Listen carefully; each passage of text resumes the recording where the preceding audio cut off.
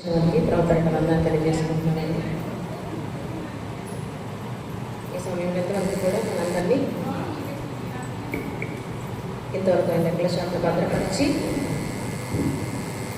ఆయన పరిశుద్ధ సన్నిధిలోనికి ప్రవేశపెట్టి ఆయన మాటలు ధ్యానించే భాగ్యాన్ని, ఆయన ఆరాధించే భాగ్యాన్ని, మహిమపరిచే భాగ్యాన్ని మనందరికీ ఇచ్చిన మహాకృపను బట్టి ముందుగా దేవాది దేవుణ్ణి స్తుతిస్తున్నాము. అలాగే గుడికొచ్చిన మీ అందరికీ కూడా ప్రతి ఒక్కరికి పేరు పేరున అందరికీ వందనాలండి.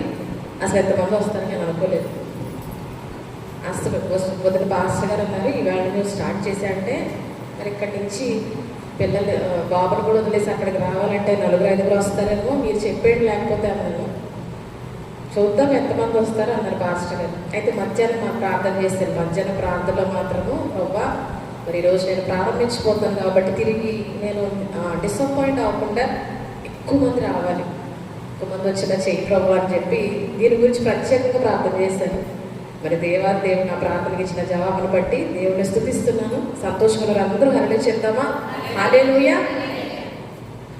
ఒకసారి యోహాను సువార్త 21వ అధ్యాయంలో 15వ వచనం ఒకసారి చదవండమ్మా. వారు భోజనం చేసిన తర్వాత పేతురును చూచి, సీమోను ప్రేమించుచున్నావా అడుగగా, అవును ప్రభువా, నేను నిన్ను ప్రేమించుచున్నానని నీవే ఎరుగుదువని ఆయనతో చెప్పెను. నా గొర్రె పిల్లలను నేర్పమని అతనితో చెప్పాను. ప్రార్థన చేసుకుందాం. దయచేసి ప్రతి ఒక్కరు కూడా దయచేసి ఎవరు మౌనంగా ఉండద్దు. మనం అందరం కూడా ఈ రాత్రికాల సమయంలో దేవుడు మనతో మాట్లాడలాగా ఆయన ఆత్మను వేడుకుందాము. ప్రతి ఒక్కరూ తలలో వచ్చి ప్రార్థనలు ఏకీవించండి. పరిశుద్ధ ప్రేమగల తండ్రి, కృపగల మా దేవ, దయగల మా రాజా, మీ పరిశుద్ధమైన నామానికి స్తుతులు స్తోత్రాలు చెల్లించుకుంటున్నాం తండ్రి. అయ్యా బ్రహ్మ వరకు ఈ శ్రీ సహవాస ఆరాధనలోనికి అయ్యా అల్పులము అయోగ్యులమైన మమ్మల్ని అందరినీ కూడా చేర్చుకొని ఇంతవరకు అయ్యా తండ్రి మాటల ద్వారా ఆరాధన ద్వారా మీ నామాన్ని స్తుతించి కనపరిచే భాగ్యాన్ని మాకు అనుగ్రహించిన మీ మహాకృపను బట్టి మీ నామానికి స్తుతులు స్తోత్రాలు చెల్లించుకుంటున్నాం తండ్రి. ప్రభా మరి తండ్రి మీ వాక్యాన్ని ధ్యానించడానికి మేము అందరం ఇక్కడ కూడి ఉన్నాం. ప్రభా అయ్యా తండ్రి ప్రతి ఒక్కరికి ఆసక్తిని తండ్రి ఇచ్చి మీరు మీ సంధానానికి తోడుకొని వచ్చిన్నారు తండ్రి. ప్రతి ఒక్కరి హృదయాలను తండ్రి తెరవమని వేడుకుంటున్నాం ప్రభా. ఎవరు కూడా ఇక్కడ నిర్లక్ష్య వైఖరితో కూర్చోకుండా ప్రభా ప్రతి ఒక్కరు మీ వాక్యం మీద ఏకాగ్రతను ధ్యానాన్ని నిలిపి అయ్యా తన మీ మాటలు ధ్యానించే భాగ్యం ప్రతి ఒక్కరికి పేరు పేరుగా దయచేయండి.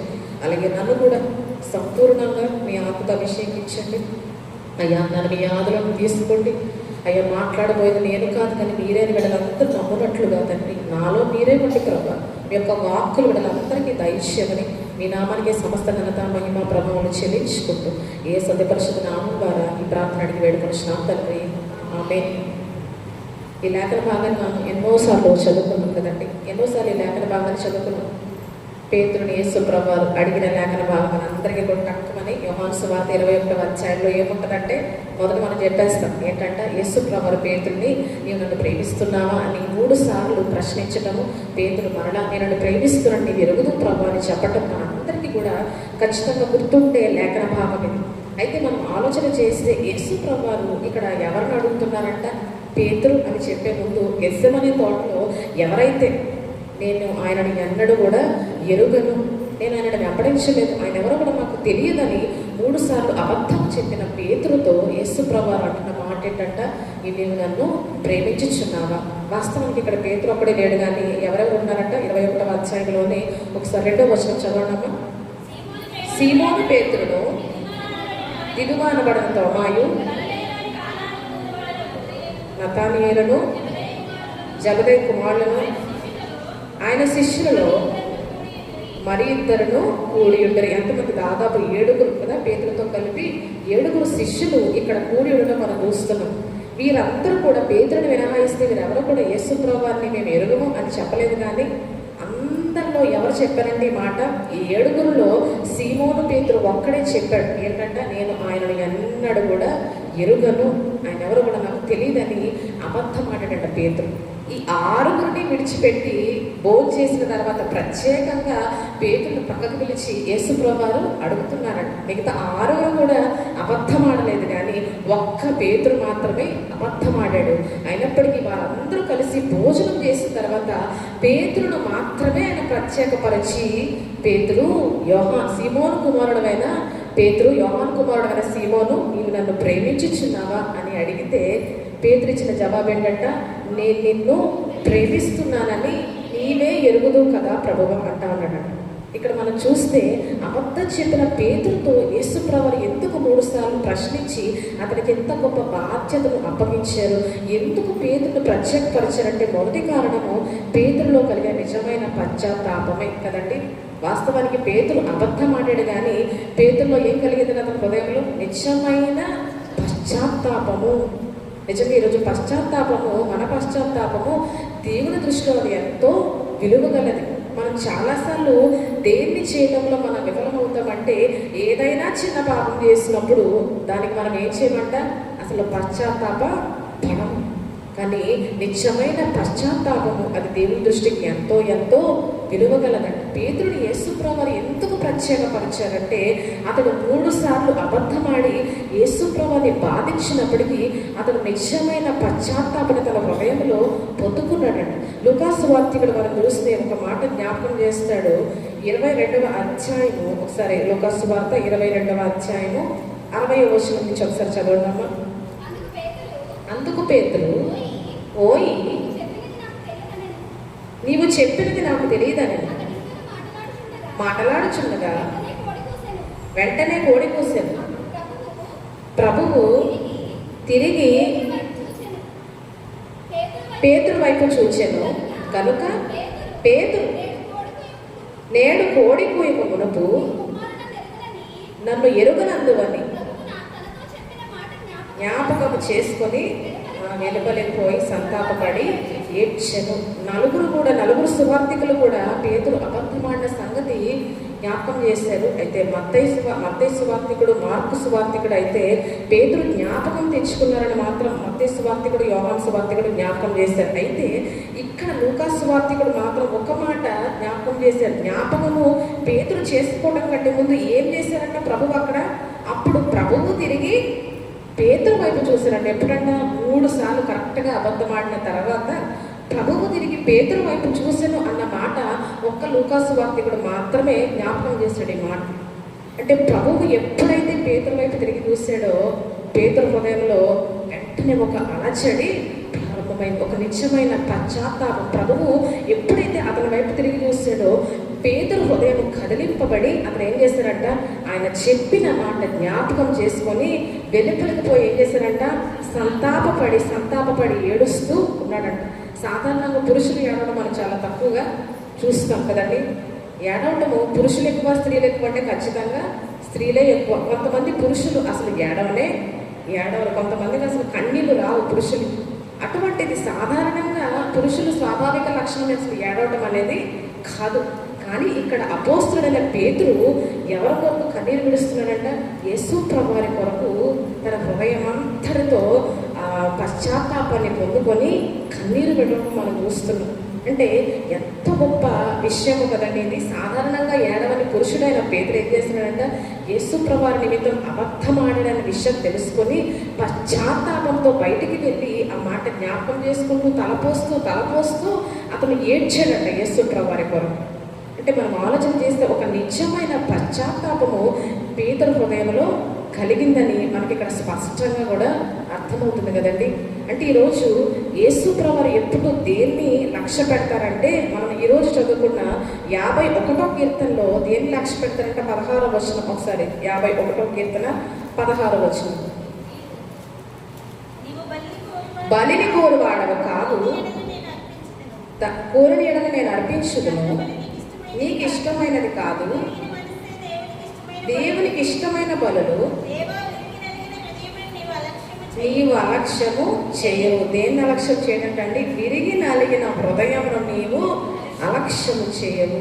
ఈరోజు మనం ఆలోచన చేస్తే పిల్లలు ఏడేస్తే తల్లిదండ్రులు కొంతసేపు నిర్లక్ష్యం చేస్తారు కదండి. కొన్నిసార్లు విసిగిపోయి ఏం చేస్తారు తల్లిదండ్రులు? పిల్లలు ఏడుస్తున్నప్పుడు ఏడ్చి వారే ఊరుకుంటారులే, ఏడ్చేడ్చి మళ్ళీ వారే ఫ్రీ అవుతారులే అని చెప్పి ఇక తల్లిదండ్రులు కూడా కొన్నిసార్లు విసిగిపోతారు. కానీ మన దేవుడు ఎంత గొప్ప దేవుడు అంటే, ఎంత ప్రేమమయుడంటే, అసలు విరిగి నలిగిన హృదయాన్ని ఆయన ఏం చేయడంట, అలక్ష్యము చేసే దేవుడు కాదు. హల్లెలూయా. ఈరోజు మన హృదయం నిజంగా విరిగి నలిగినదిగా మారితే, మన హృదయంలో నిజమైన పశ్చాత్తాపని మన పాపాల నిమిత్తం పొందుకుంటే, మన హృదయాన్ని ఎవరు అలక్ష్యం చేయరంట? దేవుడు ఎంత మాత్రం కూడా ఆయన అలక్ష్యం చేసే దేవుడు కాదు. మనుషులైనా మనకన్నిటిని చూసి అలక్ష్యం చేస్తారేమో, నిర్లక్ష్యం చేస్తారేమో, కానీ ఈరోజు మన దేవుడు ఎంత గొప్ప ప్రేమ గల దేవుడు అంటే, మన కన్నిటిని చూసి, మన విరిగి నలిగిన హృదయాన్ని చూసి ఆయన ఎంత మాత్రం కూడా అలక్ష్యం చేయడం. కొద్దిసేపుల తర్వాత వీరిని పట్టించుకుందాంలే, కొన్ని రోజుల తర్వాత అప్పుడు వీరి వైపు చూద్దాంలే, కొన్ని దినాలు, కొన్ని సంవత్సరాల తర్వాత అప్పుడు వీరి గురించి ఆలోచించిద్దాంలే అని చెప్పి అనుకునే దేవుడు కాదంట మన దేవుడు. ఎప్పుడైతే మన హృదయంలో నిజమైన పశ్చాత్తాపని, మన పాపాల నిమిత్తం ఆయన చూస్తాడో, వెంటనే ఆయన ఏం చేస్తాడు, మన హృదయాన్ని లక్ష్య పెడతాడు. మరలా మన హృదయాన్ని బాగు చేయడానికి ఆయన పూనుకుంటాడంట. అందుకని హిజ్కియా ప్రార్థన చేసినప్పుడు, నీవు కన్నీటిని విడిచిన చూచితిని, నేను నీ ప్రార్థనను అంగీకరించిన తర్వాత ఒక మాట అంటాడు. ఏంటంటే అది, నేను నిన్ను బాగు చేస్తాను. ఎంత గొప్ప మాట అది. ఈరోజు దేవుడు మన హృదయాలని మనల్ని బాగు చేస్తే మనల్ని ఎవరు కూడా ఇంకా ఆపలేరు కదండి. ఏమన్నాడు హిజ్కియాతో? గోడ తట్టు తిరిగి ఎప్పుడైతే నీ ఆశకాలం పూర్తి నీళ్ళు చక్క పెట్టుకొని ప్రవక్తని యెషయా ఎప్పుడైతే ప్రవచించాడో, హిజ్కియా తన ముఖాన్ని గోడ తట్టు త్రిప్పుకొని, ప్రభువా నీ సన్నిధిలో నేను ఎట్లు యథార్థ హృదయంతో నడుచుకున్నానో ఒక్కసారి నీవు జ్ఞాపకం చేసుకొని గోడ తట్టు కన్నీరు విడుస్తూ ప్రార్థించినప్పుడు, ప్రవక్త అయిన యెషయా ఆ రీతిగా ప్రవచించిన సమయంలో అతని హృదయం బద్దలయ్యి పశ్చాత్తాపంతో కన్నీరు విడిచి హిజ్కియా ఎప్పుడైతే ప్రార్థన చేస్తాడో, దేవుడు అన్న మాట ఏంటంటే, మన యెషయా ద్వారా ఏం చెప్పాడు? నీవు కన్నీళ్లు విడిచుట చూచితిని, నేను నీ ప్రార్థనను అంగీకరించిన, నేను నిన్ను ఏం చేస్తాడంట, బాగు చేస్తాడంట. ఈరోజు విరిగి నలిగిన మన హృదయాన్ని ఆయన ఏం చేస్తాడంట, అలా విడిచిపెట్టాడు. కానీ మన హృదయాన్ని మరలా ఏం చేస్తాడంట, బాగు చేస్తాడు. మన హృదయాన్ని బాగు చేసిన తర్వాత అప్పుడు మన హృదయంలో మొదటి స్థానం ఎవరికి ఇస్తామంట? బాగు చేయబడిన హృదయంలో మొదటి స్థానాన్ని దేవునికి ఇవ్వగలుగుతాం. ఎప్పటికీ మన హృదయం బాగు కాకపోతే మనం ఎప్పటికీ అలా కృంగిని స్థితిలోనే ఉండిపోతాం. కానీ ఈరోజు మన హృదయాన్ని, మనల్ని ఆయన అలక్ష్యం చేయడం కానీ నిజమైన పశ్చాత్తాపం మన హృదయంలో ఉంటే ఆయన మనల్ని బాగు చేయడానికి ఆయన సిద్ధంగా ఉన్నాడంట. ఇక్కడ పేతురుని కూడా బాగు చేయడానికి ఆయన పూనుకుంటా ఉన్నాడు. పేతురులో కలిగిన నిజమైన పశ్చాత్తాపం ద్వారా పేతురుని ప్రత్యేకించుకున్నాడంట యేసు ప్రభువు. ఈరోజు పేతురులో ఎంత గొప్ప పశ్చాత్తాపమో మనం ఆలోచన చేస్తే, యేసు ప్రభువు ఎప్పుడైతే పేతురు వైపు తిరిగి చూసారో, ఇక పేతురు తను తాను సమర్థించుకోవడానికి ఏమాత్రం కూడా ప్రయత్నించలేదు కదండి. కొన్నిసార్లు మనం ఏం చేస్తామంటే, తప్పు చేసిన ఇతరులతో పోల్చుకొని మనకి ఏదో అలవాటు, బాగా వారికంటే నేను చాలా, ఆ మాట మీకు తెలుసు, వారికంటే నేను చాలా ఏంటంట బెటరు, వారి ఆత్మీయ జీవితం కంటే నా జీవితము చాలా బెటర్, వారి పాపపు జీవితం కంటే నా జీవితం ఇంకా బెటరే. సుంకరి గురించి పరిచయం ఏమంటున్నాడు? ఈ సుంకరి వలనే కూడా ఉండనందుకు, ఆ దొంగ వలె, వ్యభిచారుల వలె ఉండనందుకు నీకు స్తుతులు చెల్లిస్తున్నాను ప్రభువా అన్నాడు. వారందరికీ అలవాటు ఏంటంటే, వారికంటే నేను చాలా ఇంకా బెటరే జీవిస్తున్నాను, వారికంటే నా జీవితము ఇంకా కొంచెము మంచి స్థితిలోనే ఉంది అని కొన్నిసార్లు మనం అనుకుంటూ ఉంటాం. ఇక్కడ మనం చూస్తే పేతురు ఈ అబద్ధమాడక ముందు ఆయన శిష్యుల్లో ఒకడైన ఇస్కరియోత యూదా ఏం చేశాడంట? యేసు ప్రభువారిని మోసపుచ్చాడు. పేతురులానే యూదా కూడా యేసు ప్రభుని అప్పటి వరకు వెంబడించాడు. కానీ వారిద్దరి హృదయాలు వేరు. మొదటి నుంచి యూదా ఒక దురాలోచన యేసు ప్రభువారి పట్ల కలిగి ఉన్నాడు. కానీ ఆ దురాలోచన అప్పటి వరకు ఏ శిష్యునికి కూడా తెలియదు కదండి. యేసు ప్రభువారికి తప్ప యూదా హృదయంలో దురాలోచన, అతను చేయబోతున్న మోసము మిగతా శిష్యులు ఎవరికి కూడా తెలియదు. యూదా యేసు ప్రభువుని మోసం చేసినప్పుడే మిగతా 11 మంది శిష్యులు కూడా యూదా అసలైన స్వభావాన్ని వారు తెలుసుకున్నారండి. అయితే పేతురు ఇక్కడ యూదా కంటే నేను బెటరే కదా అనుకోలేదు కదండి. ఎందుకంటే యూదా కూడా ఎవరంట? యేసు ప్రభువుని వెంబడించిన శిష్యుడే. యేసు ప్రభువుతో తన ద్వారా తనలాగా అభిషేకించబడిన శిష్యుడే యూదా కూడా. పేతురుని ఎలా అభిషేకించాడో యూదాను కూడా యేసు ప్రభువు మొదట అభిషేకించాడు. తన శిష్యుడుగా ఆయన మందలో ఆయన నిలవబెట్టుకున్నారు యూదాను. కాబట్టి ఇక్కడ పేతురు తను తాను సమర్థించుకోవడానికి కొంచెం కూడా ప్రయత్నించకపోవడము ఎంతో ఆశ్చర్యమైన విషయం కదా. యూదా కంటే నేను మంచి స్థితిలోనే ఉన్నాను. యూదా అయితే యేసు ప్రభువుని ఉద్దేశపూర్వకంగా మోసపుచ్చాడు, కానీ నేనైతే ఇదంతా ఉద్దేశపూర్వకంగా చేయలేదు, కానీ నా ప్రాణ రక్షణ నిమిత్తమే కదా నేను అబద్ధమాడింది. కేవలం యేసు ప్రభువుని మోసపుచ్చాలన్న ఆలోచన నా హృదయంలో లేదు, కానీ నా ప్రాణ రక్షణ కోసం ఆ సమయంలో భయంతో కేవలము నేను అబద్ధమాడాను కాబట్టి యూదా కంటే నేను బెటరే కదా అని అనుకోలేదండి. ప్రభు ఎప్పుడైతే పేతురు వైపు తిరిగి చూశాడో, తన పాపాల నిమిత్తం తాను ఆడిన అబద్ధము నిమిత్తము అతని హృదయంలో నిజమైన పశ్చాత్తాపం ఎవరితోనూ పోల్చుకోలేదు.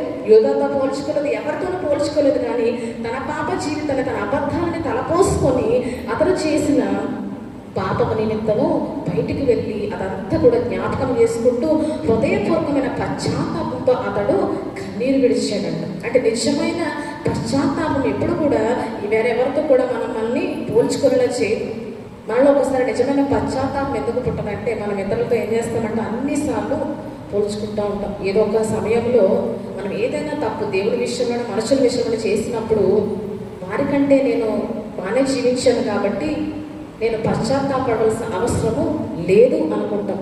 వారి వంట గొప్ప పాపం నేను చేయలేదు, వారంత గొప్ప తప్పు తిరుగుబాటు నేనైతే ఎప్పుడు చేయలేదు కాబట్టి నా జీవితం దేవుడికి ఇష్టంగానే ఉంటుందేమోలే అని చెప్పి మనం అనుకోవడం వల్లే అసలు నిజమైన పశ్చాత్తాపన కొన్నిసార్లు మనము పొందుకోలేము. ఆత్మీయ జీవితంలో మనం పాటించవలసిన నియమాలు ఏంటంటే, ఆత్మీయ జీవితంలో మనల్ని మనం ఎవరితోనూ ఏం చేయకూడదంట, పూడ్చిపోకూడదు.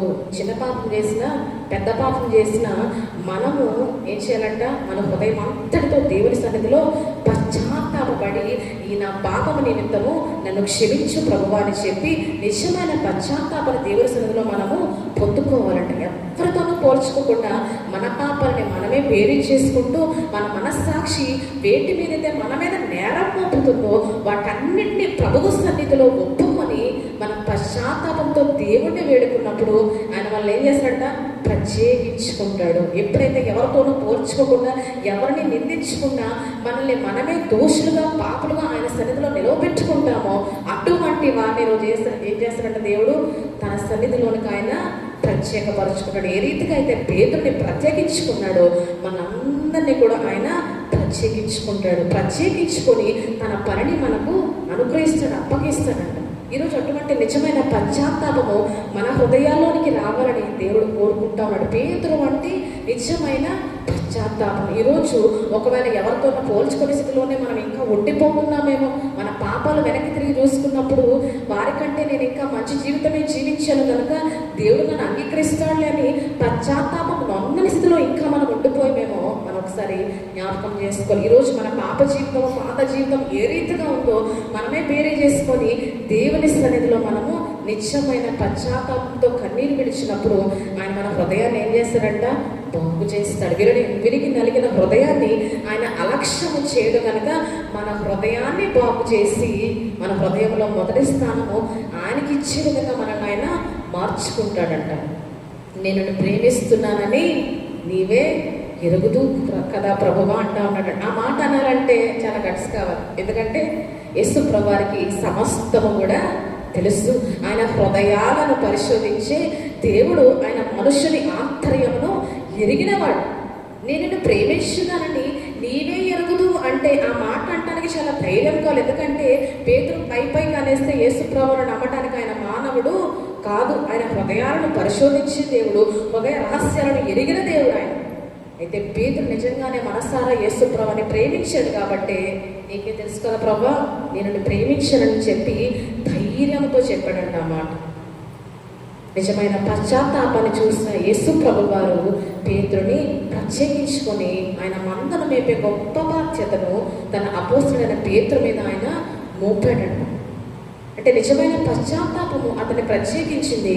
అదే సమయంలో నేను రెండో కారణం ఏం చేసుకున్నానంటే, యేసు ప్రభు వారి పట్ల పేతురుకి ఎంతో గౌరవ భావాలు ఉన్నాయి కదండి. పేతురు యేసు ప్రభువాన్ని ఎంతో గౌరవించిన వ్యక్తిగా మనం ఆయన్ని చూడొచ్చు. పేతురుని మనం ఆలోచన చేస్తే యేసు ప్రభు వారితో కలిసి అన్నపానాలు చేశారు, వారితో కలిసి భుజించారు, వారితో కలిసి నడిచారు, వారితో నివాసం చేశారు. అయినప్పటికీ పేతురు ఎప్పుడు కూడా యేసు ప్రభువుని ఒక మానవుడిగా ఎప్పుడు కూడా చూడలేదు. యేసు ప్రభువులో దైవత్వాన్ని చూశాడు. ఆయన ఒక దేవుడిలాగా ప్రభువులాగా కొలిచాడంటే ఈ పేతురు. మనం అనేక సందర్భాల్లో చూడొచ్చు. యేసు ప్రభువు ఏమంటారు, నన్ను గురించి జనసమూహాలు ఏం చెప్పుకుంటున్నారు అంటే, కొందరు ఏలియా అని, కొందరు ఇర్మియా అని, కొందరు ప్రవక్తని చెప్పుకుంటున్నారు. అంటే మీరైతే మరి నన్ను గురించి ఏమనుకుంటారు? మీ హృదయాల్లో ఉన్న ఆ రహస్యం ఏంటని అడిగినప్పుడు మొదట స్పందించినది ఎవరంట? పేతురు. నీవు దేవుని క్రీస్తు, నీవు దేవుని పరిశుద్ధుడు అని మేము ఎరిగి ఉన్నాం ప్రభువా అని చెప్పి మొదట స్పందించిన వాడు అపోస్తుడైన పేతురు.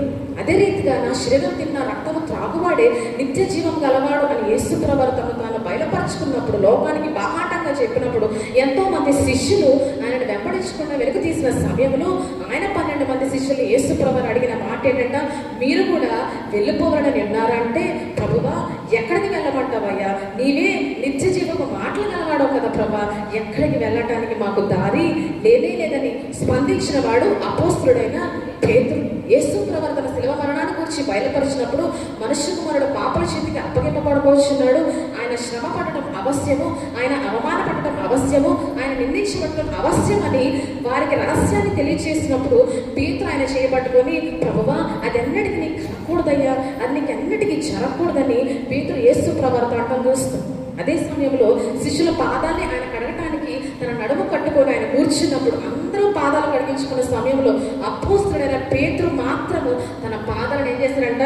వెనక్కి తీశాడు. ప్రభువా నీవెన్నడూ కూడా నా పాదాలని కడగలేదు, ఎందుకంటే నీవు ప్రభువి, నీవు బోధకుడివి, నీవు దేవుడు కనుక నా పాదాలు నీవు కడగటానికి, నా పాదాలను ముట్టుకోవటానికి వీలు లేదయ్యా అని చెప్పి యేసు ప్రభువుని ఎంతో గౌరవించిన వాడు అపోస్తుడైన పేతురు.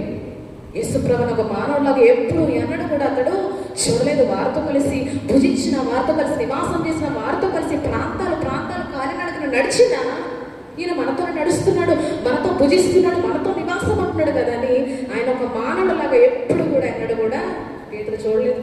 ఎంతో గౌరవించాడు యేసు ప్రభువుని.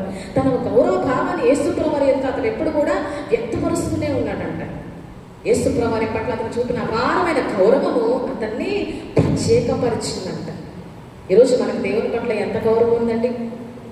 చాలాసార్లు మనం దేవుణ్ణి చాలా ఈజీగా మనము మాట్లాడుతూ ఉంటాం. ఆయన ఎవరంట? సర్వశక్తిమంతుడు, సర్వలోక సృష్టికర్త, ఆకాశంలో సైతం పట్టచాలని వాడాయన. కానీ మనం కొన్నిసార్లు మనం దేవుని చాలా సులభముగా ఈజీగా మనము తేల్చేస్తాం, మాట్లాడుతూ ఉంటాం. కానీ వారితో కలిసి నడిచిన యేసు ప్రభువుని అసలు ఆ రీతిగా చూడటం అంటే ఎంతో ఆశ్చర్యకరమైన విషయం. ఎందుకంటే వారితో కలిసి ఉన్నాడు ఆయన కదా, వారితో కలిసి ఉన్నాడు ఆయన యేసు ప్రభువు వారు. వారితో కలిసి జీవించాడు. ఏ సమయంలో కూడా ఇంత భావం కూడా ఈయన మనలాంటి వాడే కదా అన్న భావము అతని హృదయంలో ఇసుమంతా కూడా కలగలేదంట. ఆయన ఒక దేవుడుగా, ఒక ప్రభువుగా కొలుస్తూ యేసు ప్రభువుని గౌరవిస్తూ ఆయన వెంబడించండి ఈ పేతురు. అందుకనే అందరినీ ప్రక్కన పెట్టి పేతురుని ప్రక్కన పిలిచి, పేతురు నీవు నన్ను ప్రేమిస్తున్నావా? యేసు ప్రభువుకి తెలుసు పేతురు ఆయన ప్రేమిస్తున్నాడని. యేసు ప్రభువుకి తెలిసే ప్రశ్నించారు, ఆయనకి తెలియదు కాదు. నేను ప్రేమిస్తున్నానని నీకు తెలుసు కదా ప్రభు అని పేతురు అక్కడ అండం మనం చూస్తాం. ఈరోజు మన హృదయాల్లో ఎంత గౌరవభావం ఆయన పట్ల ఉందో మనం కూడా అర్థం చేసుకోవాలి. గౌరవభావం ఉంటే మన క్రియల ద్వారా దాన్ని వ్యక్తపరుస్తాం. అంటే మోకరించి ప్రార్థన చేయడం, కింద కూర్చోడం ఇవే కాదు. అంటే ఇవి చేయొద్దనే చెప్పట్లేదు, మళ్ళీ ఇవి అంటున్నానని అనుకోవద్దు. కానీ ఇవి మాత్రమే కాదు, కానీ అసలు మన హృదయంలో దేవుని పట్ల గౌరవం ఉన్నప్పుడు మనం ప్రతి విషయంలో ఏం చేస్తామంటే దేవుని జ్ఞాపకం చేసుకుంటాము. ఇది దేవుడికి ఇష్టమైనదా కాదా? ఏ పని తలపెట్టినా, ఏ మాట చెప్పినా, ఎక్కడికి వెళ్ళినా ఇది దేవునికి ఇష్టమైనదా కాదా, ఇది దేవునికి నచ్చుతుందా లేదా అని చెప్పి ముందు మనం దేవుని గురించి ఆలోచించిన తర్వాతే ఆ పనిని మనం చేస్తాం. అది అసలైన గౌరవం అంటే మన హృదయాల్లో దేవుని పట్ల. ఈరోజు చాలా మందికి అటువంటి గౌరవం దేవుని పట్ల లేదు కదండి. చేసే పనులు చేస్తారు, వెళ్ళే చోటుకు వెళ్తారు, చెప్పే మాటలు చెప్తారు. దేవుని పట్ల ఎటువంటి గౌరవం కూడా చాలా మందికి ఉండదు. మన హృదయంలో దేవుని పట్ల నిశ్చయమైన గౌరవము మనం ఇస్తున్నట్లయితే ఆయనకి మనం ప్రతి విషయాన్ని కూడా ఖచ్చితంగా ఆచితూచి ఆలోచన చేసి ఇది దేవుని నామానికి మహిమను తీసుకుని వస్తుందా లేదా అని మనం ఆలోచించి అడుగులు వేయడానికి మనం ఇష్టపడతాం. ఈరోజు మనకు నచ్చింది చేయడం కాదు, కానీ మనం ఏం చేయాలంట? దేవునికి నచ్చింది చెయ్యాలి కదా. దేవునికి నచ్చిందంటే దేవుని చిత్తాన్ని కదా.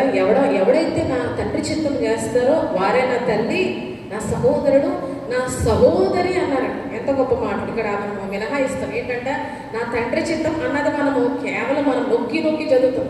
కానీ తండ్రి చిత్తాన్ని చేస్తే ఆ తర్వాత వారు ఎలా పిలువబడతారో యేసుప్రభు చెప్తున్నారు. ఏంటంటే వారు నా తల్లి అంటున్నారు. నా సహోదరుడు, పురుషులైతే సహోదరుడు, స్త్రీలైతే ఎవరంట ఆయన సహోదరుడుగా ఆయన పరిగణిస్తారంట. అంటే ఎంత గొప్పగా తన చిత్తాన్ని చేసే వారికి ఆయన ఎంత గొప్ప స్థానాన్ని ఇవ్వడానికి యేసుప్రభు ఇష్టపడుతున్నారో మనం అర్థం చేసుకోవాలి. ఈరోజు మన చిత్తము మన ఇష్టము కాదు, కానీ దేవునికి నచ్చింది మనం చేయాలి. దేవుని ఇష్టాన్ని, దేవుని చిత్తాన్ని మనం చేయడానికి ఇష్టపడాలి. మనం చూసే సేన అనే దెయ్యాలు పట్టిన వ్యక్తి ఉంటాడు కదండి. ఆ వ్యక్తి కోసము యేసుప్రభు గెరసేనల ప్రాంతానికి వెళ్ళినప్పుడు ఆ వ్యక్తి ఎదురు పడతాడు. ఒకసారి మనం చూస్తే మార్కు రాసిన సువార్త 5వ అధ్యాయము, మార్కు రాసిన సువార్త 5వ అధ్యాయము 17వ వచనం ఒకసారి చదవడమ్మా. విడిచిపోమ్మని ఆయనను బతిమాలు కొనసాగిరి. ఆయన దోణి ఎక్కినప్పుడు దెయ్యములు పట్టినవాడు ఆయన యొద్ద ఉండనిమ్మని బతిమాలు కొనడు గాని సెలవియ్యక వెళ్ళి నీ యందు కనికరపడి కార్యములన్నిటినీ తెలియచెప్పమనెను. వాడు వెళ్ళి యేసు తనకు చేసినవన్నీ ప్రకటింపనారంభింపగా ఆశ్చర్యపడిరి. ఇక్కడ మనం చూస్తే ఆయన గెరాసేను దేశంలోకి వచ్చినప్పుడు ఈ వ్యక్తి తారసపడినప్పుడు ఈ వ్యక్తిని దెయ్యాల బారి నుంచి యేసుప్రభు ఏం చేస్తారంట, విడిపించారు. అయితే మనం చూస్తే ఈ గెరాసేను దేశానికి వచ్చి యేసుప్రభు ఫిజికల్గా వెళ్ళి అక్కడ గాస్పెల్ చేయని సువార్త ప్రకటించలేదు. కానీ దోణి దిగగానే మన 5వ అధ్యాయంలో 2వ వచనం ఒకసారి చదవడమ్మా. ఆయన దోణి దిగగానే పట్టినవాడొకడు సమాధుల్లో నుండి వచ్చి ఆయనకు ఎదురుపడను. చాలండి, దోణి దిగగానే ఎవరు వచ్చారంట, ఈ అపవిత్రాత్మ పట్టిన మనుషుడు, ఈ సేన అనే దెయ్యాల పట్టిన మనుషుడు యేసుప్రభు ఎప్పుడైతే దోణి దిగారో వెంటనే ఆయనకు ఎదురుగా వచ్చాడంట. యేసుప్రభు వెంటనే అతని ఎందుకు కనికరపడి అతన్ని దెయ్యాల బారి నుంచి విడిపించి స్వస్థపరిచి ఒక మామూలు సాధారణమైన వ్యక్తిగా అతన్ని మార్చి పరిశుద్ధిగా మార్చిన తర్వాత యేసుప్రభు గురించి అక్కడ ఆ ప్రాంతాల్లో నివాసులు ఏమంటున్నారంట, ప్రాంతాలు నీవు విడిచిపోవయ్యా, ఆ ప్రాంతాన్ని విడిచిపోవయ్యా అని చెప్పి ఆయనను బతిమాలుకున్నారంట. యేసుప్రభు లోపలికి ఎంటర్ అవ్వలేదు. దోణి దిగ్గానే ఎవరు వచ్చారు, ఈ దెయ్యాలు పట్టిన వ్యక్తి వచ్చాడు. దెయ్యాలు పట్టిన వ్యక్తిని ఆయన స్వస్థపరిచారు, బాగు చేశారు, విడుదల చేశారు. అనంతరం ఆ కార్యం జరిగిన వెంటనే ఆ ఊరంతట్లో కూడా ఆ కార్యము ప్రకటించబడిన తర్వాత ఆ పక్కన నివాసులు, ఆ ప్రాంత నివాసులు వచ్చి మా ప్రాంతాన్ని విడిచిపోవాలని చెప్పి యేసుప్రభుని బతిమాలుకున్నారు. కాబట్టి ఇంకా పట్టణంలోనికి దేవుడు యేసుప్రభు ఎంటర్ అవ్వకుండా ఆయన మనని ఎలా వచ్చారో అలాగే ఆయన దోణి ఎక్కి వెళ్ళిపోవడం మనము చూస్తాం. అయితే ఆయన దోణి ఎక్కుతున్న సమయంలో ఈ దెయ్యాల పట్టిన వ్యక్తి ఏమంటాడంట, ప్రభువా నేను నీతో కూడా ఉన్నట్లుగా, నీవు ఎక్కడికి వెళ్తే అక్కడ నేను ఉన్నట్లుగా నన్ను రానివ్వయ్యా అని చెప్పి ఆయనను వేడుకొని బతిమాలుకున్నప్పుడు యేసుప్రభు ఏం చెప్పారంటే, అతనికి సెలవియ్యక నీవు నీ ఇంటి వారి యొద్దకు వెళ్ళి ప్రభువు నీకు చేసిన కార్యములన్నీ నీవు ప్రకటించు అని చెప్పాడండి. అంటే యేసుప్రభు ఆ దేశంలో ఫిజికల్గా వెళ్ళి సువార్త ప్రకటించలేదు, కానీ ఎవరు ప్రకటించారని సువార్త అక్కడ ఆయన శిష్యుడుగా మారిన ఈ దెయ్యాలు పట్టిన వ్యక్తి వెళ్ళి తెక్కపోలి పట్టణం అంతట్లో కూడా స్వరమెత్తి బిగ్గరగా యేసుప్రభుని గురించి గొప్ప సువార్త ప్రకటించినట్టు. హల్లెలూయా. అయితే యేసుప్రభు చిత్తం ఏంటి, ఇక్కడ ఇతనికి నచ్చింది ఏంటంటే, ఇతనేమనుకున్నాడు, యేసుప్రభుతో పాటు వెళ్ళి ఆయన ఎక్కడికి వెళ్తే అక్కడ యేసుప్రభు నాకు చేసిన కార్యాన్ని చెప్పి వారిని విశ్వాసంలోనికి నడిపిద్దాం అనుకున్నాడు. కానీ యేసుప్రభు ఏమన్నారు, నీవు నాతో పాటు రావటానికి వీలు లేదు, కానీ నీ పట్టణంలో నీ ఇంటి వారి దగ్గరికి వెళ్ళి నీవు సువార్త ప్రకటించు, ప్రభువు నీకు చేసిన కార్యాలను తెలియచెప్పాయా అని చెప్పి యేసుప్రభుని అతన్ని వెనక్కి పంపించారంట. అంటే ఈ దెయ్యాలు పెట్టిన వ్యక్తి తనకు నచ్చింది ఒకటైతే యేసుప్రభు చెప్పింది మరొకటి. అయితే యేసుప్రభు చిత్తం చేసిన ఈ వ్యక్తి తెక్కపోలను అంతా కూడా సువార్త ప్రకటించినప్పుడు అందరూ ఏం చేస్తారంట, అందరూ కూడా అతను చెప్పిన మాటలు విన్నప్పుడు ఆశ్చర్యపడ్డారంట. అంటే యేసుప్రభు గెరాసేను దేశంలోనికి ఇంకా ఎంటర్ అవ్వకుండా వెళ్ళిపోయారు, కానీ తన అంబాసిడర్గా, తన శిష్యుడుగా, డిసైపుల్గా ఎవరిని వాడుకున్నాడంట, ఒక దెయ్యాలు పట్టిన వ్యక్తిని. గొప్ప ప్రణాళిక ఆ దెయ్యాలు పట్టిన వ్యక్తి మీద యేసు ప్రభువు అతని కోసమే అక్కడికైనా వచ్చారు కదండి. ఇంకా అక్కడ ఏమి చేయలేదు, మళ్ళీ వెంటనే వెనకైనా వెళ్ళిపోయారు. అతని కోసం వచ్చారు, అతన్ని బాగు చేశారు, విడుదల చేశారు. అతని ద్వారా ఆ దేశంలో ఆయన సువార్త ప్రకటించారు యేసు ప్రభువు గారు. ఈరోజు మనకి నచ్చింది కాదు కానీ దేవుడికి నచ్చింది మనం చేస్తే ఆయనకి మన పట్ల ప్రణాళికలు గొప్పవి కదండి. మన ఊహలకు అందనివి, మన తలంపులకి, మన ఆలోచనలకి అవి ఎప్పటికీ కూడా అందవు. అవి మనకి హానికరములు కాదు కానీ మనకు మేలుకరమైనవి, ప్రయోజనకరమైన వాక్యం తెలియజేసిన రీతిగా ఇతడు యేసు ప్రభువుతో వెళ్ళి సువార్త ప్రకటిద్దాం అనుకుంటే తన హోమ్ టౌన్లో, తన పుట్టిన ఊరిలో సువార్త ప్రకటించే భాగ్యాన్ని, ప్రభువు చేసిన కార్యాన్ని చెప్పే భాగ్యాన్ని ఈ దెయ్యాలు పట్టిన వ్యక్తికి యేసు ప్రభువు అనుగ్రహించారట. యేసు ప్రభువు పట్ల గౌరవ భావాలు ఇతనికి ఉన్నాయి కాబట్టి యేసు ప్రభువు చెప్పిన వెంటనే ఏం చేశాడు, చక్కగా ఇంటికి వెళ్ళి కూర్చోలేదంట. ఏం చేశాడు, తెక్కపోలి అంతటా కూడా యేసు ప్రభువు చేసిన కార్యాన్ని స్వరమెత్తి బిగ్గరగా ప్రకటించాడంట. ఈరోజు దేవుని పట్ల మనకు అపారమైన గౌరవం ఉన్నప్పుడు మనం కూడా ఏం చేస్తాం, దేవుడికి ఇష్టమైనది చేయడానికి మనం కూడా ఇష్టపడతాం. దేవునికి నచ్చినది చేయడానికి మనం తహతహలాడతాం. ఎప్పుడు కూడా దేవునికి ఏది నచ్చుతుంది, దేవునికి ఏది ఇష్టం, దేవుని ఎలా సంతోషపెట్టగలని చెప్పి దాని గురించి మనం ఆలోచిస్తాం. కానీ ఇక మనుషుల గురించి మనకు ఆలోచన ఉండదు. నిజమైన మారు మనస్సు ఎప్పుడు కూడా మనని ఏ రీతిగా నడిపిస్తుందంటే దేవునికి నచ్చింది నేను ఇంకా ఏం చేయగలను, దేవుని ఎలా సంతోషపెట్టగలను, దేవునికి నా జీవితం ద్వారా ఎలా సంతోషాన్ని కలుగచేయాలనే ఆలోచన మన హృదయంలో ఎంతసేపు కలుగుతుంది. కానీ ఈరోజు ఒకవేళ అటువంటి ఆలోచన లేదా, అసలు దేవుని పట్ల మనకి ఏం లేట ప్రేమ గౌరవము ఏమి కూడా మనకి లేవనే అర్థం. దేవుని పట్ల మనకు ప్రేమ గౌరవము నమ్మకం విశ్వాసం ఉన్నట్లయితే దేవుని చిత్తాన్ని చేయడానికి, దేవునికి ఇష్టమైనది చేయడానికి, దేవునికి ఇష్టమైనది చేసి ఆయన సంతోషపరచడానికి మనం ఎల్ల వేళలా కూడా ప్రయత్నిస్తూ ఉంటాం.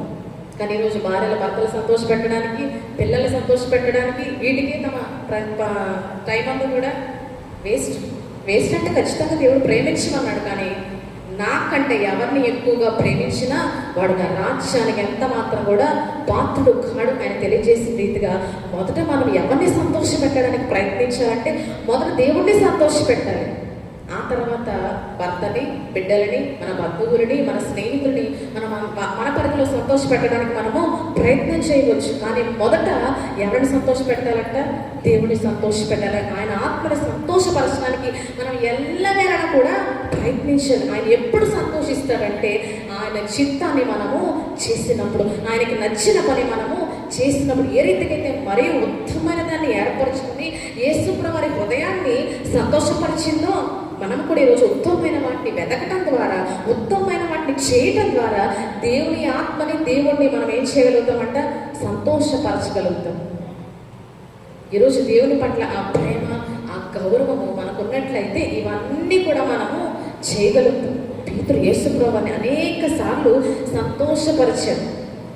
అయితే 3 సార్లు అబద్ధమాడినప్పటికీ అతడు నిజమైన పశ్చాత్తాపాన్ని పొందుకోవటం ద్వారా యేసు ప్రభువు అతన్ని ప్రత్యేకించారంటే యేసు ప్రభువు పట్ల నిజమైన గౌరవ భావాలు చూపటం ద్వారా యేసు ప్రభువు అతన్ని ప్రత్యేకించుకున్నారంట. మనం ఇక్కడ ఇవాళ చదువుకున్న లేఖన భాగంలో అధ్యాయంలో కూడా మనం చూస్తే యేసు ప్రభువు పట్ల అతనికి ఎంత గౌరవం ఉందో మనకు తెలుస్తుంది. యోహాను సువార్త 21వ అధ్యాయంలోనే మనం చూస్తే ఒకసారి 7వ వచనం చదవడమా, 7వ వచనం. కాబట్టి యేసు ప్రేమించిన శిష్యుడు ఆయన ప్రభువు సుమి పేతురుతో చెప్పాను. ఆయన ప్రభువని సీమోను పేతురు విని వస్త్రహీనుడై ఉన్నందున పైబట్ట వేసి సముద్రములో దుమికెను. ఏంటండి, ముందు వారైతే గుర్తుపట్టలేదు యేసు ప్రభువుని. ఎప్పుడైతే ధోని కుడి ప్రక్కన వలవేయని చెప్పినప్పుడు విస్తారమైన చేపలు వారి వలలో పడ్డాయో వెంటనే యేసు ప్రేమించిన శిష్యుడు అంటే యోహాను భక్తుడు ఏమంటాడంట, ఈయన ప్రభువు సుమి అని చెప్పగానే పేతురు వెంటనే అలర్ట్ అయిపోయాడు. ఎందుకంటే అతని మీద బట్టలు లేవు, వారు చేపలు పట్టే స్థితిలో ఉన్నారు కాబట్టి, పై బట్టలేదు కాబట్టి యేసు ప్రభువు ఉంటే అపారమైన గౌరవం కలిగిన అపోస్తలుడు అనే పేతురు వెంటనే సముద్రంలోకి దూకేశాడు. వ్యవస్థగా అతడు యేసు ప్రభువు ముందు నిలబడటానికి ఇష్టపడలేదు. ఎందుకంటే యేసు ప్రభువుని అపారంగా గౌరవించిన వ్యక్తి అపోస్తలుడు అనే పేతురు కనుక వెంటనే దూకి తన బట్టలు కట్టుకున్న తర్వాత అప్పుడు యేసు ప్రభువు వద్దకు వచ్చి నిలబడ్డాడంట. అంటే ఇవన్నీ కూడా ఆయన పరిగణించాడు. తన పశ్చాత్తాపాన్ని, తన గౌరవభావాన్ని, ఆయన పట్ల తనకున్న గౌరవభావాన్ని యేసుప్రభువు పరిశీలించిన మీదట పేతురును ప్రక్కకు పిలిచాడంట. నా గొర్రెల మేపే బాధ్యత నీకు అప్పగిస్తున్నాను, నా గొర్రెలు ఖాయమయ్యా, నా గొర్రెలను మేపు అని చెప్పి ఒక గొప్ప బాధ్యతని అతని మీద మోపారంట యేసుప్రభువు. మనకున్న గౌరవభావాన్ని, మన హృదయంలో నిజమైన పశ్చాత్తాపాన్ని కూడా ఈరోజు దేవుడు చూడడానికి ఇష్టపడతా ఉన్నాడు. నేను ఎంత పశ్చాత్తాపడినా, పాపాల నిమిత్తము పశ్చాత్తాపములను ఎవరు నన్ను పట్టించుకోవట్లేదంటే ఎవరు పట్టించుకుంటారంట? దేవుడు పట్టించుకుంటాడు కదండి. మనం చిన్న పాపం నుంచి పెద్ద పాపాల వరకు దేవుని సన్నిధానంలో కన్నీరు విడిచి పశ్చాత్తాపము నుండి క్షమాపణ కొరకు ఆయనను వేడుకున్నప్పుడు ఖచ్చితంగా దేవుడు మన పశ్చాత్తాపాన్ని ఎంత మాత్రం కూడా అలక్ష్యం చేయడు. కానీ మన విరిగి నలిగిన హృదయాన్ని ఆయన లక్ష్యం చేస్తాడు. మన హృదయంలో ఉన్న చెడంతటిని కూడా తీసివేసి, ఆ అభద్రతా భావాన్ని తీసివేసి మన హృదయాన్ని ఆయన బాగు చేస్తాడు. శుద్ధ హృదయంగా ఆయన మారుస్తాడు. శుద్ధ హృదయంగా మార్చబడిన తర్వాత మనం ఏం చేస్తామంట? కడవరకు కూడా మనం ఆయన్ని సేవించగలుగుతాము. ఇక్కడ పేతురు హృదయాన్ని బాగు చేసిన మీదట నా గొర్రెలు మేపు పేతురు అని చెప్పి గొప్ప బాధ్యతను పేతురుకు అప్పగించి ఆయన ఆనందం కాబోతున్నారంట. మన జీవితాల్లో ఈరోజు దేవుడి చిత్తాన్ని, దేవుడికి ఇష్టమైన వాటిని చేయడానికి మనం ఇష్టపడుతున్నామా లేదా అన్నది గమనించుకోవాలి. అపోస్తలుడైన పేతురు దేవుణ్ణి ప్రేమించినప్పుడు క్రైస్తవులను చంపితే దేవుడికి ఇష్టం అని అనుకున్నాడు కదండి. క్రైస్తవులను చంపడమే ప్రాణాధారంగా అతడు పెట్టుకొని దేవుని పట్ల ఆసక్తి కలిగిన అపోస్తలుడైన పౌలు గారు ఇది దేవునికి ఖచ్చితంగా ఇష్టమైన కార్యము, దేవుడు మెప్పించబడతాడు ఈ రీతిగా నేను చేస్తానని క్రైస్తవులందరినీ పట్టి చెరసాల్లో వేసి వారిని బంధించి హింసించి నేను దేవునికి ఇష్టమైన కార్యాన్ని చేస్తున్నానని అపోహలో జీవించాడంట. కానీ యేసుప్రభువు ఎప్పుడైతే అతను దర్శించారో అతను ఏం చేస్తారంట? ప్రార్థన కదా. ఒకసారి మనం చదువు 9వ అధ్యాయము 11వ వచనం, అపోస్తలుల కార్యాల గ్రంథము 9వ అధ్యాయము. ప్రభువా ఇదిగో నేనున్నానెను.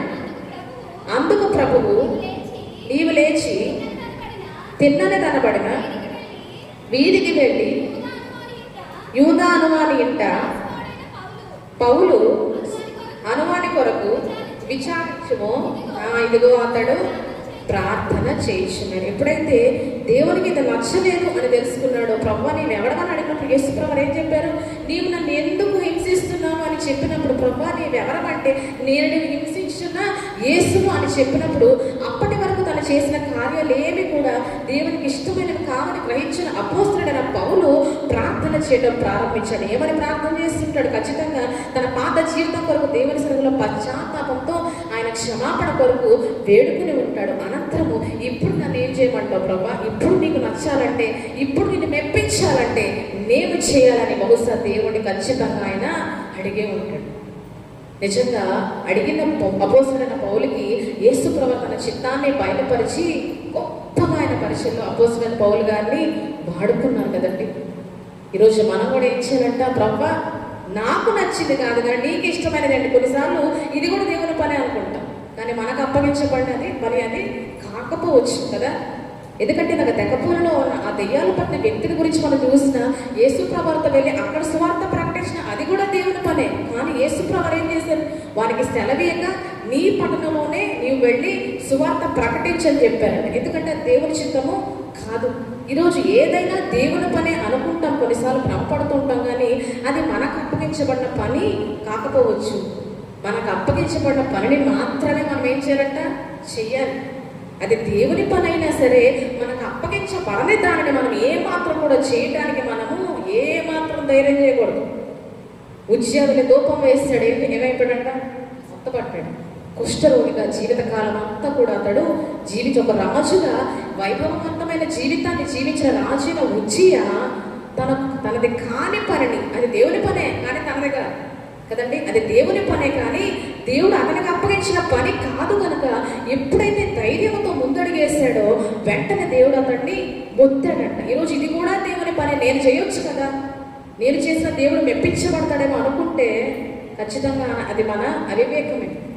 దేవుడి పని అయినా మనకు అప్పగించబడకుండా ఆ పనిని మనం చేయడానికి ఎంత మాత్రం కూడా మనము పూనుకోకూడదు. అపోస్తలుడైన పౌలు ప్రార్థన చేసినప్పుడు నీవేం చేయాలో నేను నీకు బోధిస్తానండి. ఏం చేయమన్నాడు యేసుప్రభువు? అన్యజనులకు వెళ్ళి, మిగతా అపోస్తలులు ఎక్కడ ప్రకటించారంట? యెరూషలేములో వారు ఉన్నారు. వారి పట్ల దేవుని చిత్తం వేరు.